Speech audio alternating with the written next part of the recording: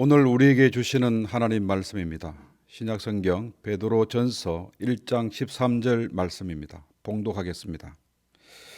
그러므로 너희 마음의 허리를 동이고 근신하여 예수 그리스도께서 나타나실 때에 너희에게 가져다 주실 은혜를 온전히 바랄지어다. 아멘. 기도드리겠습니다. 은혜로우신 아버지 하나님, 오늘 주시는 말씀을 가지고 온 성도들이 함께 고민하고 하나님의 음성을 듣고자 합니다. 나그네 성도의 삶, 이 두 번째 주시는 이 말씀을 통하여서 오늘 우리가 천국을 향한 하나님의 자녀들이라는 사실을 깨닫게 하게 하시고 경건하게 믿음의 길을 가게 하게 하시고 끝까지 믿음으로 승리하는 주의 백성들 되게 하여 주시옵소서. 예수님 이름으로 기도드립니다. 아멘. 차를 타고 집을 나와서 한참 가다가 보면 내가 지금 어디로 가고 있는지 모를 때가 있고 목적지를 지나치거나 잊어버릴 때가 종종 있습니다. 이럴 때 내가 정확히 어디를 향하고 있는지, 어디를 가고 있는지를 되물어야 하는 것입니다. 우주선이나 항공기, 이 큰 배들은 목적지에 이르기 위하여서 끊임없이 궤도나 항로를 점검하고 수정하는 것입니다. 나그네는 한 곳에 집착하거나 매이지 않는 사람입니다. 여행 중에 환대나 아름다운 경치에 눈이 멀어서 정신을 팔아버리거나 거기에 정착하지 않는 그런 사람들이 바로 나그네 인생을 살아가는 사람들인 것입니다. 나그네는 오직 목적지를 향해서만 전진해가는 그런 사람입니다. 사랑하는 가족 여러분, 나그네 인생이 왜 중요하냐 하면 나그네 인생을 아무렇게나 살아버리면 결코 목적지에 다다르지 못하게 되어지는 것입니다. 나그네 인생은 너무 짧기 때문에 시간을 헛되게 낭비해버리면 허탄한데 에너지를 뺏기게 되어지면 중도에서 나그네 인생이 헛되게 끝날 수가 있습니다. 나그네 시간은 다음 세계를 준비하는 그런 시간인 것입니다. 나그네 시간이 다음 세계를 결정하는 것이 되어지기 때문에 하나님은 나그네 인생의 삶을 중요하다고, 바르게 살아야 한다고 말씀하시는 것입니다. 사랑하는 가족 여러분, 간절함만으로 목적지에 다다를 수 없는 것입니다. 간절함만으로 목적지에 달하는 것은 결코 아닌 것입니다. 베데스다 목가에 38년 된 병자를 보십시오. 그가 얼마나 낫고자 합니까? 그 간절함은 타의 추정을 불허하는 것입니다. 성경은 낫고자 하는 간절함으로 그 병이 나았다고 하지 않습니다. 간곡함, 간절함만으로 아무것도 이루어지지 않는 것입니다. 그리스도가, 우리 주님이 계셔야 하는 것입니다. 그리스도가 계셔야만이 내 자리를 들고 가라는 음성을 듣는 것처럼 순례자는 종착지까지, 그리스도가 계시는 곳까지, 그 목적지까지 가야만이 보장된 영광이 있는 것입니다. 칼빈은 한 손에 신문을, 또 다른 한 손엔 성경을 들어야 한다고 말씀했습니다.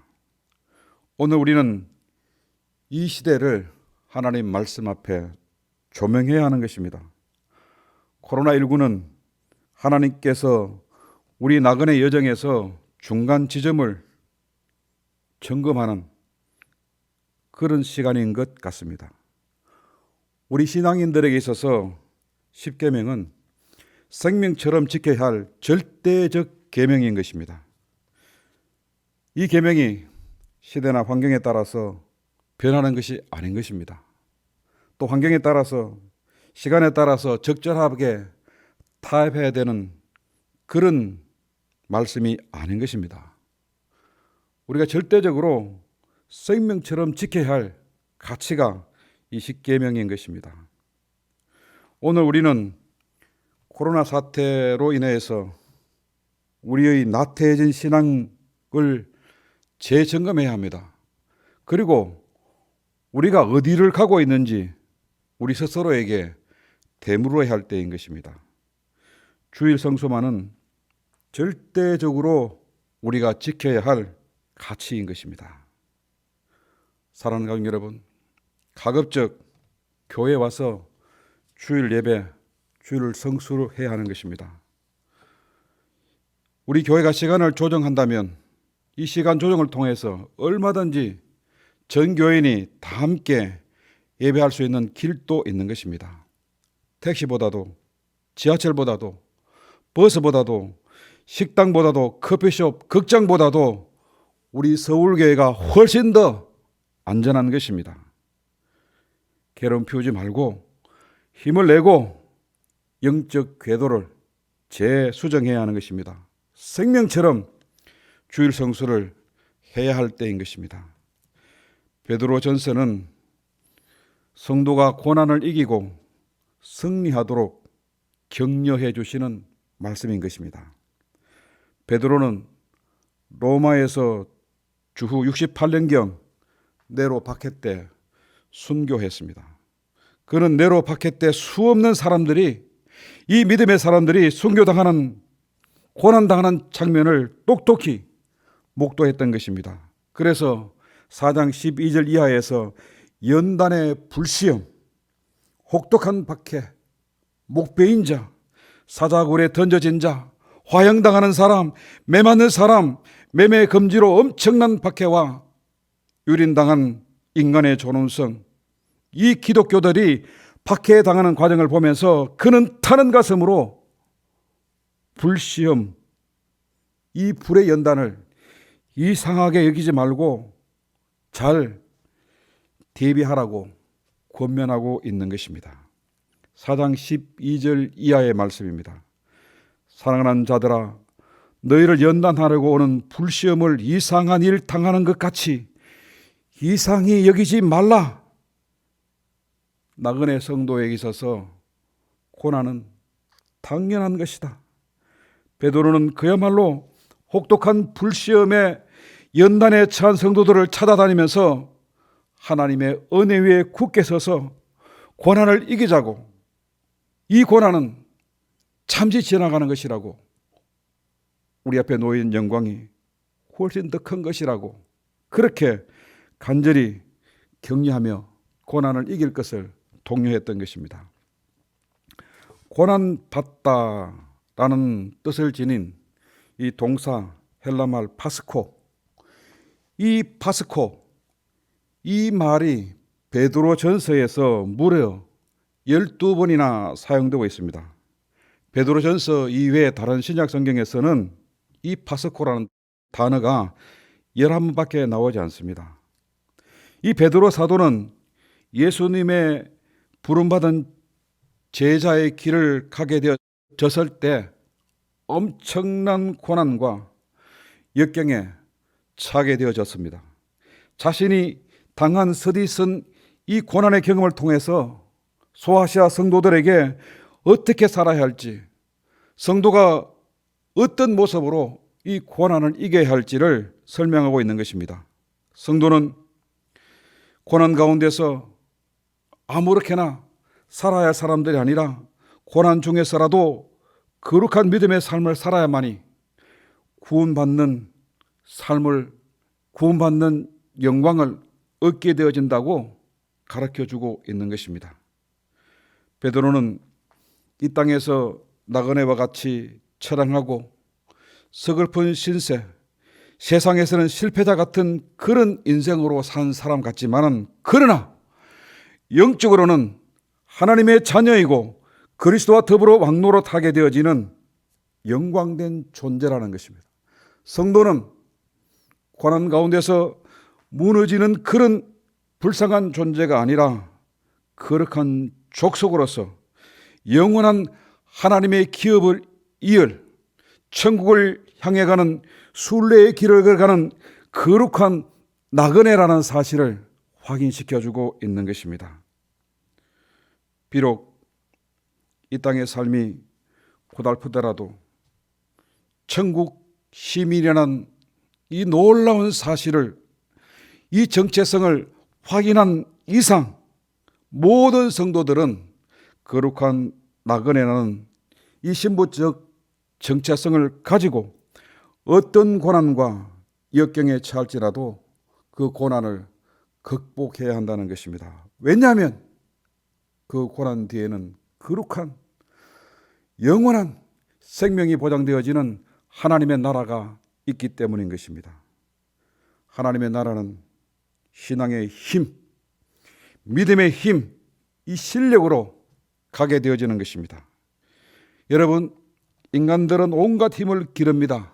경제적인 힘, 정치적인 힘, 체력, 정력, 이 지력, 각종 힘을 배양하기 위하여서 수많은 시간과 수많은 돈을 투자하면서 아까워하지 않는 것입니다. 그러나 정작 믿음의 능력, 이 신앙의 힘, 실력을 기르는 일에는 너무나도 등한시하고 있다는 것입니다. 우리는 실력 없이, 이 믿음의 힘이 없이는 도저히 이 세상을 헤쳐나갈 수도 없고 천국에 다다르지도 못하게 되어지는 것입니다. 여러분, 천국에 가는 유일한 도구가 있다면, 우리가 안전한 목적지에 다다른 유일한 도구가 있다면 그것은 바로 믿음의 힘이라는 사실인 것입니다. 오늘 우리는 코로나 앞에서 무너져가는 우리의 신앙을 재점검하고 나 스스로가 나에게 대하여서 책망해야 하는 것입니다. 베드로 사도는 오늘 우리에게 안일함과 세속됨을 책망하고 거룩하게 살아야 한다고 권면하고 있는 것입니다.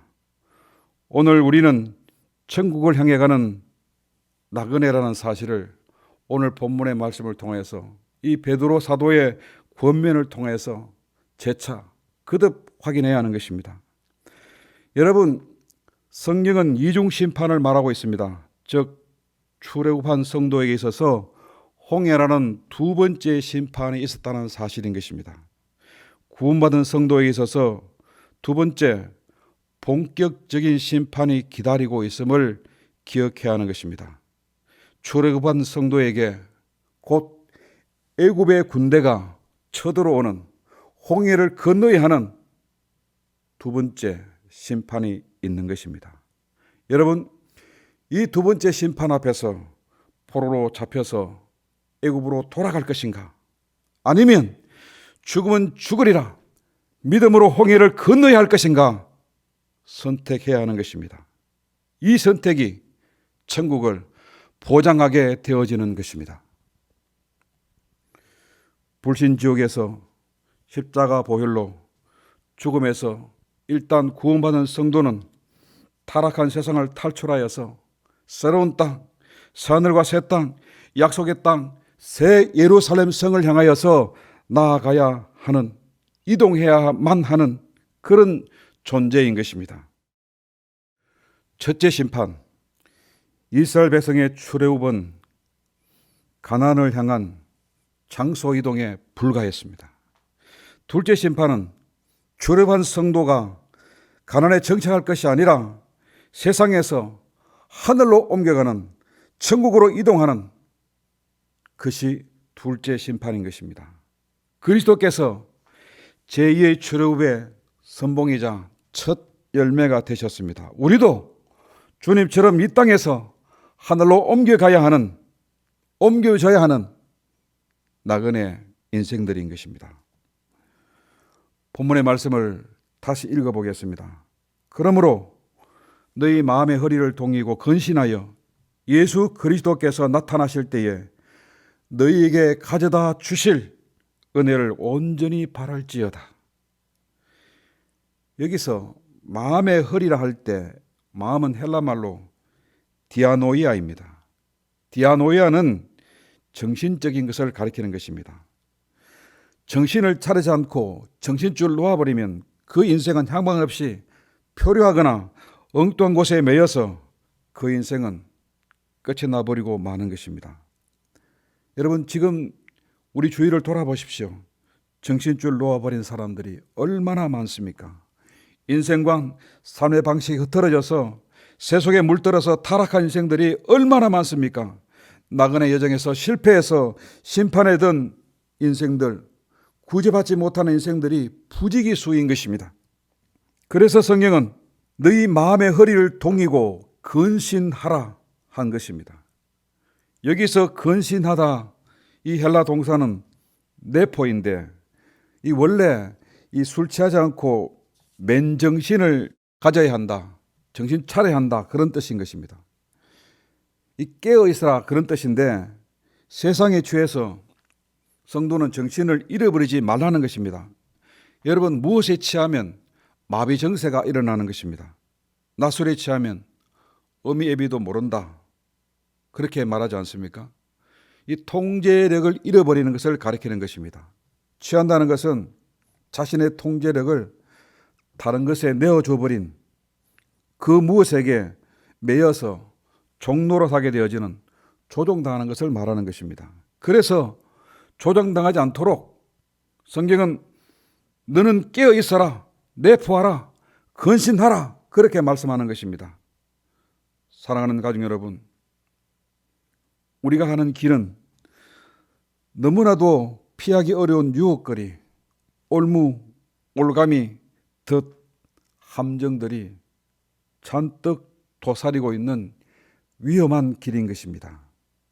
그렇기 때문에 취하지 말고 정신을 차리고 하늘에 소망을 두고 믿음의 길을 가야 하는 것입니다.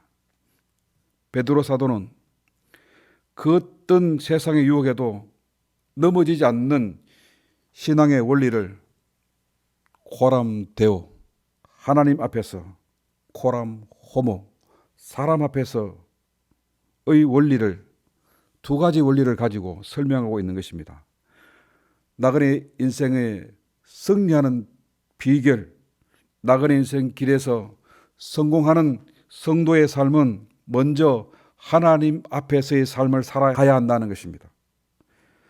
하나님 따라 거룩한 사람으로 날마다 변해가는 그런 거룩한 믿음의 삶을 살아가야 한다는 것이고, 하나님을 공경하고 하나님을 두려워하고 하나님을 경외하는 그런 삶의 모습으로 살아가야 한다라고 14절과 21절에 말씀하고 있고, 코람 호모는 사람들에 대하여서, 성도들에 대하여서 뜨거운 사랑을 가지고 영원한 하나님 말씀을 사모하면서 믿음의 길을 가야 한다고 말씀하고 있는 것입니다. 오늘 우리는 본격적인 재림의 종말, 심판에 대하여서 대비하면서 부지런히 이 믿음의 순례의 길을 가야 하는 것입니다. 하나님 앞에서, 사람들 앞에서 한 점 의혹이나 부끄러움 없는 이 거룩한 믿음의 삶, 천국을 지향하는 성도의 삶을 가야 하는 것입니다. 베드로 사도는 5장 12절 끝부분에서 나그네의 삶을 살아가는 성도들에게 이렇게 위로하고 있고, 이 말씀 가운데서 소망을 가지고 승리하기를 권면하는 것입니다. 하나님의 참된 은혜 위에 굳게 서야 한다. 나그네의 순례자의 여정을 성공적으로 마칠 수 있는 길은 여러분, 바로 하나님의 은혜 위에 굳게 서라는 것입니다. 어떠한 유혹과 폭풍과 고난의 파도가 밀려와도 너희는 이 은혜에 굳게 서라. 여러분, 오늘 우리가 하나님의 은혜에 굳게 서서 이 믿음의 길, 순례의 여정에서 승리할 수 있기를 바랍니다. 고린도후서 12장 9절에서 위대한 이 나그네의 삶을 승리로 산 믿음의 이 선인의 신앙 고백을 소개합니다. 나에게 이르시기를 내 은혜가 내게 족하다. 이는 내 능력이 약한 데서 온전하여짐이라. 그러므로 도리어 크게 기뻐함으로 나의 이러한 약한 것들에 대하여 자랑하리니 이는 그리스도의 능력이 내게 머물게 하려 함이라. 나그네 여정에서 승리하는 것은 세상적인 힘, 경제력이나 이 권력, 이 지평소에 있지 않는 것입니다. 그리스도의 은혜 위에 서는 것, 우리 삶 속에 그리스도의 능력을 채우는 것이 바로 나그네의 이 여정에서 승리하는 것입니다. 이 은혜가 함께 하시기를 소망합니다. 기도드리겠습니다. 은혜로우신 아버지 하나님, 오늘 우리 이 믿음의 길에서 저 천국을 향하여 나아가는 나그네의 삶을 살아가는 우리 모든 가족들, 주의 은혜 위에 굳게 서서 세상에 매이지 않고 하늘에 소망 두고 승리하는 주의 백성들 될 수 있도록 은혜를 베풀어 주시옵소서. 이 고난의 여정 속에서 하나님 두려워하며 하나님이 경외하며 거룩한 믿음의 삶을 살게 하게 하시고 뜨거운 성도의 사랑과 교제로서 하나님 영원한 말씀을 삼하는 가운데서 모두가 안전하게 천국에 달아나는 믿음의 성도, 승리하는 주의 백성 되게 하여 주시옵소서. 예수님 이름으로 기도드립니다.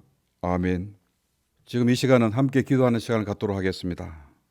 다니엘이 시간을 구별하여서 창을 열어놓고 예루살렘 성을 향하여 기도한 것처럼 우리가 간절한 마음으로 성전을 향하여서 기도할 때 하나님께서 사자 입을 막으시고 홍해를 갈라주시듯이 우리 기도에 응답해 주실 것입니다. 첫 번째 기도할 제목은 나라와 민족을 위해서 기도해 주시기 바라겠습니다. 코로나 종식을 위해서 외교, 경제, 국방의 안정과 종사자들을 위해서 복음으로 통일되는 나라를 위해서 함께 기도해 주시기 바라겠습니다. 다 함께 기도하시겠습니다.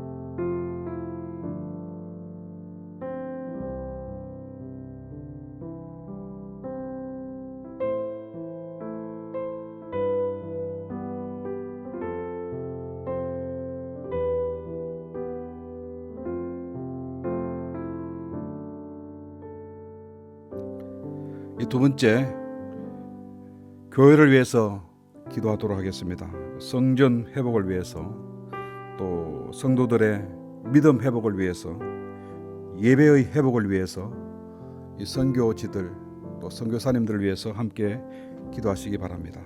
기도하시겠습니다.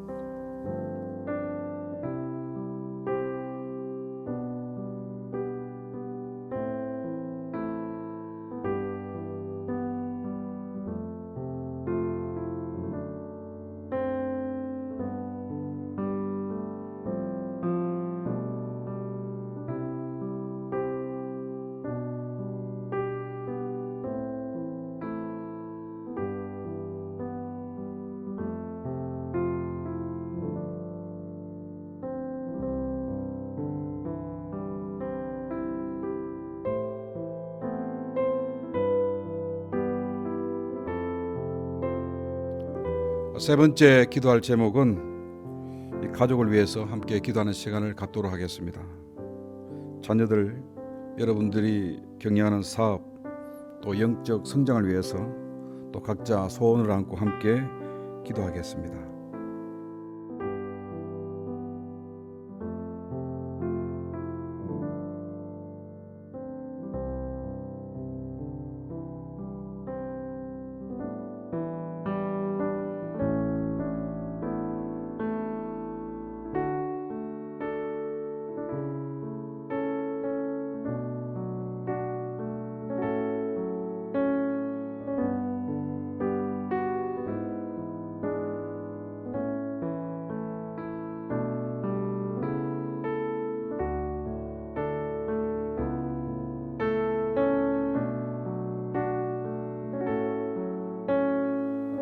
은혜로우신 아버지 하나님, 유례없던 연병으로 온 나라가, 전 세계가 위축되고 마비되어 가고 있습니다. 위정자들은 이를 계기로 교회를 압박하고 정치적 목적으로 이용하고 있습니다. 어서 속히 이 연병으로부터 자유롭게 하시고 온 교회들이 앞장서서 회개할 수 있도록 하여 주옵소서.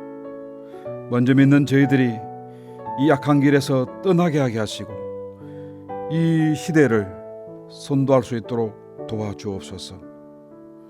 무너져가는 이 나라를 굽어 살펴 주옵소서. 나라의 경제가 위태롭고 감당할 수 없는 부채들이 있습니다. 산재한 수많은 어려움들이 도사리고 있습니다. 강대국들의 이권의 틈바구니 속에서 이 작은 나라가 희생되지 않도록 아버지 하나님께서 지혜를 주시옵소서. 아버지 하나님, 이 나라 이 강토에서 다시는 전쟁이 일어나지 않도록 도와주시옵소서. 국방을 튼튼하게 하시고 장병들을 지켜주옵소서. 역사의 주관자이신 아버지 하나님, 어서 속히 이 한반도에 복음으로 통일되는 날을 주셔서 서로를 향하여 겨누었던 창과 칼을 삽과 보섭으로 만들게 하시고 전쟁의 힘이 선교의 동력, 선교의 힘으로 전환될 수 있도록 도와주시옵소서.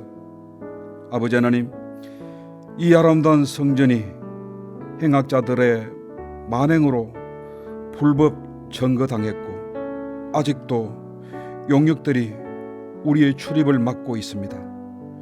주님의 몸 대신 거룩한 주의 전은 철 파이프로 흉측하게 감겨 있습니다. 어서 속히 주의 전이 회복될 수 있도록 도와주시옵소서. 만민이 기도하는 집으로, 이웃의 등대, 민족의 구원선으로 출범할 수 있도록 도와주시옵소서. 교회를 위하여서, 교회 회복을 위해서 헌신하면서 받은 상처들이 있고 지워지지 않는 상흔들이 있습니다. 주께서 위로해 주시옵소서. 아버지 하나님, 회복되는 과정 속에서 농공행상으로 또다시 반복되는 아픔이 없게 하시고 끝까지 자기의 의를 드러내지 않고 그리스도의 영광만을 드러내는 성숙한 성도 되게 하여 주시옵소서. 아버지 하나님, 의인열이 없어 망해버린 소돔 고모라와 같은 이 시대에 우리 서울교회 성도들이 깨어 믿음에 굳게 서게 하게 하시고 우리의 믿음으로 이 세대를, 이 시대를 구원하게 하여 주시옵소서. 선교지에서 생명 걸고 선교하는 선교사님들과 열악한 환경에서 개척교회, 농어촌 선교에 임하는 목사님들을 보호하시고 사명감 감당할 수 있도록 도움의 손길들이 끊어지지 않게 하여 주시옵소서. 우리 자녀들이 타락한 시대의 사조와 악에 물들지 않게 하시고 반드시 빛과 소금의 역할을 감당할 수 있도록 지켜주옵소서. 끝까지 믿음 지켜주시고 주의 영광된 나라를 위해서 우리와 우리 자녀들이 서임받게 하여 주시옵소서. 사랑하는 서울교회 가족들의 건강과 일터를 지켜주시옵고 병상에서 신음하는 가족들에게 위로와 치유의 역사를 더하여 주시옵소서. 남몰래 흘리는 눈물들과 아픔을 치료해 주시고 감당하기 어려운 모든 문제를 주께서 해결해 주셔서 복되고 탈락한 가정들이 되게 하여 주시옵소서. 예수 그리스도 이름으로 기도드리옵나이다. 아멘. 하늘에 계신 우리 아버지, 아버지의 이름을 거룩하게 하시며 아버지의 나라가 오게 하시며 아버지의 뜻이 하늘에서와 같이 땅에서도 이루어지게 하소서. 오늘 우리에게 일용할 양식을 주시고 우리가 우리에게 잘못한 사람을 용서하여 준 것 같이 우리 죄를 용서하여 주시고 우리를 시험에 빠지지 않게 하시고 악에서 구하소서. 나라와 권능과 영광이 영원히 아버지의 것입니다. 아멘.